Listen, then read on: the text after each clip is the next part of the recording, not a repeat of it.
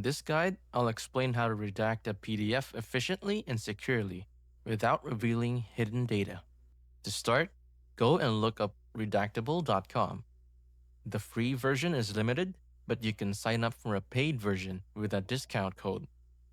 The paid version allows access to more documents.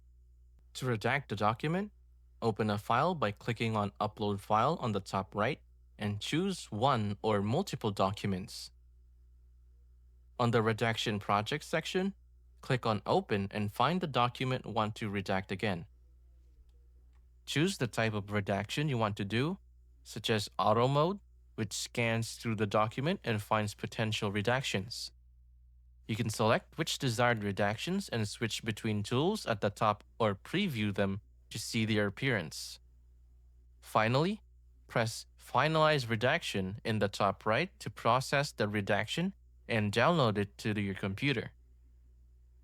Redactable sanitizes the document and blacks out metadata, protecting invisible data.